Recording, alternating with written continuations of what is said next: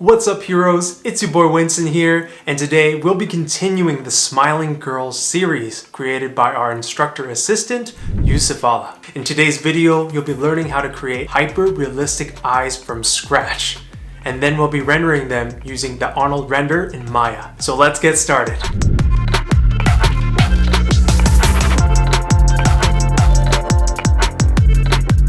Let's start with the eyes. But before sculpting, we need to understand eyeball anatomy. The eyeball actually consists of two main parts for us to worry about, the cornea and the iris. The cornea is the transparent curved surface in the front that acts as a protective layer on the eyeball, and the iris is the colored part of the eye that controls the size of the pupil. The cornea is protruding forward, while the iris actually lays inside the cornea is protruding inward.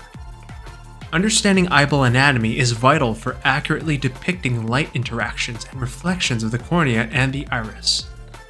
We'll start by making the cornea first, before we start the iris. Let's begin using Autodesk Maya.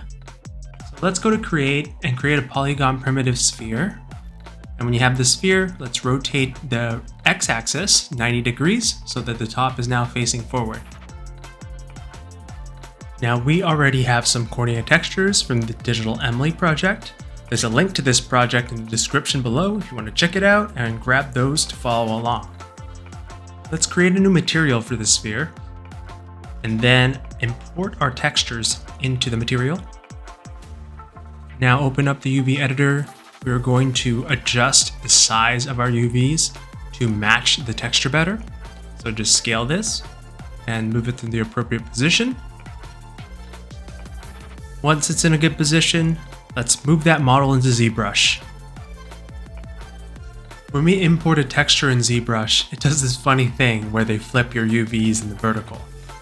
So just make sure in the texture menu, you also select Flip V to adjust the textures before applying it to your model. Next, let's duplicate the subtool as well so that we have a separate mesh for applying the bump map. Don't forget to flip this texture as well before applying it to your duplicate mesh.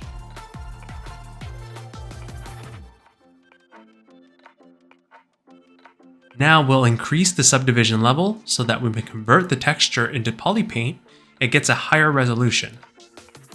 To do that, head to the polypaint menu on your right hand side and select polypaint from texture. Before we continue, we need to unwrap the cornea model for our needs. So for the UV map, we want to split the cornea into two pieces, the front half and the back half. We essentially want the front half to take as much space as possible in the UV sheet and to be centered. And then the other half will not be visible, so we'll scale it down and put it in one of the corners of the UV map. Youssef does this in ZBrush by first masking the eye in half, and then presses Ctrl W to assign polygroups to each side. And then he goes into Z plugin to open the UV master, and he makes sure that polygroups is activated. And then click on unwrap. After that, he flattens the UVs and adjusts the size and the position of the two halves. This will be important when setting the transparency ramp using Hypershade in Maya. Of course, you could also unwrap this in any software you want, like Maya. But for this video, it is a simple model, so Youssef likes to just simply unwrap it in ZBrush. And don't forget, the cornea protrudes outwards, so he's going to lower the subdivision level and use the move brush to push it out. With that, we have the cornea model ready. Now bring the model into Maya and we'll assign it a new material. Select AI Standard Surface and give the material a name to keep organized.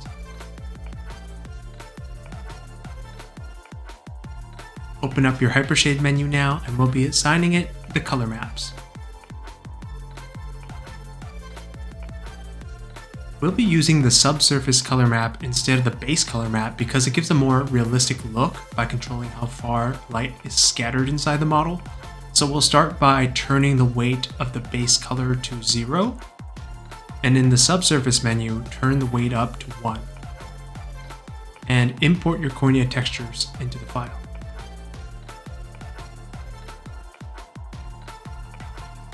At this point, Youssef likes to make a remap HSV node to have more control of the color map. So press Tab in the Hypershade and type in remap. Select remap HSV, plug the texture into it, and this plug here. With this, we can manipulate the saturation and values here. Now let's head into Arnold tab and select render to preview the eye with ray tracing. You'll notice the eye is pretty low poly here with these hard edges, so let's fix that. Select your cornea, in the attribute editor, select Arnold and scroll down to subdivision. Under type, select Cat Clark, and let's bring the iterations to 3. Head back to the render preview now, and as you can see, that problem is fixed. Next, let's address how our eyes look very unsaturated.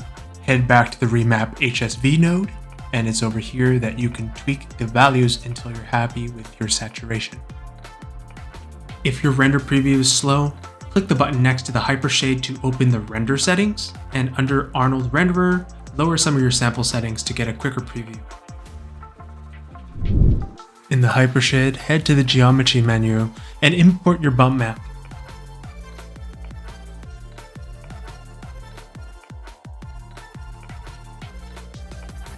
This is how the cornea looks so far.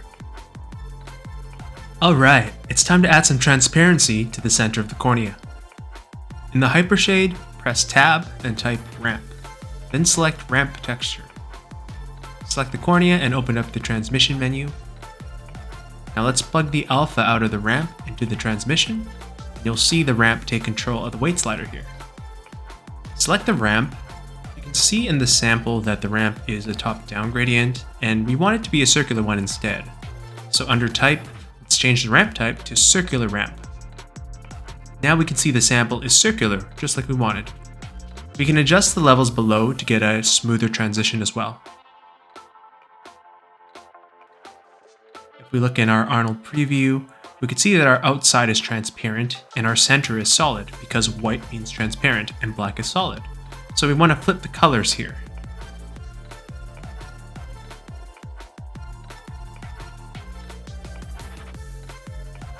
Now just spend some extra time adjusting your transparency ramp until you get the best results. Here's how it looks before the transparency and after. Now let's move on to the iris. Youssef will be using a low poly iris model from Texture XYZ, and then applying their height and color maps to it. Texture XYZ also has a full procedural iris system that is covered in detail, so if you want to get into that nitty-gritty stuff, there are links in the description below for all of this.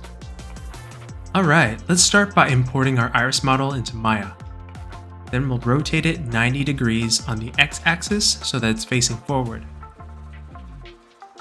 Now let's assign a new material. Let's use the AI standard surface again, like we did with the cornea, and then name it to keep organized. Select your iris material in the hypershade. Like for the cornea, we're going to be turning the base weight to 0, and then turn the weight of the subsurface color to 1. Then let's import the color map.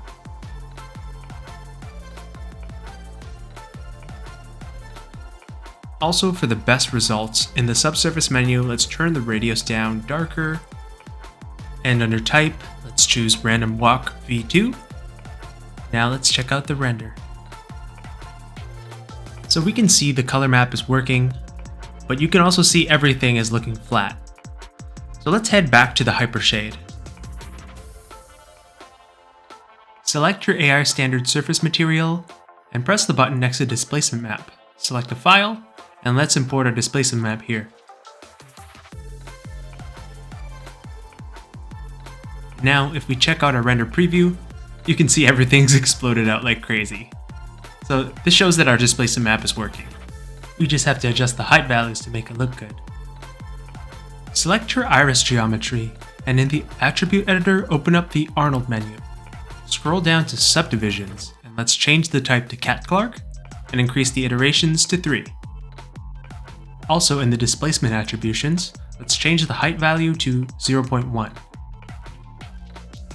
Now let's check out our preview, and it's looking much closer to what we want. Let's adjust the scalar 0 value to 0.214, and in the preview we can see it's looking pretty good. But it's still super shiny, so let's fix that next. Scroll down to the specular menu and let's increase the roughness to 0.43. Let that render and we'll see how it looks. We can see the details of the iris are looking pretty good. Alright, now it's time to put the iris and the cornea together. First, we'll scale the iris down and move it into the appropriate position. This is a great time to refer back to the eyeball anatomy from earlier. Youssef spends some final time here adjusting the cornea to better fit the iris. He's looking for less harsh transitions between the two. Once it's in a good position, let's render it one final time. There's our results, a hyper-realistic eye.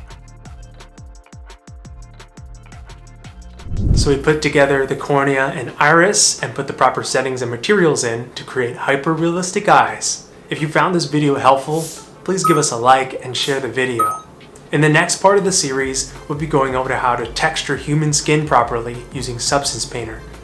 You're not going to want to miss it, so make sure you hit the subscribe button and turn your notification bells on. I'll see you then.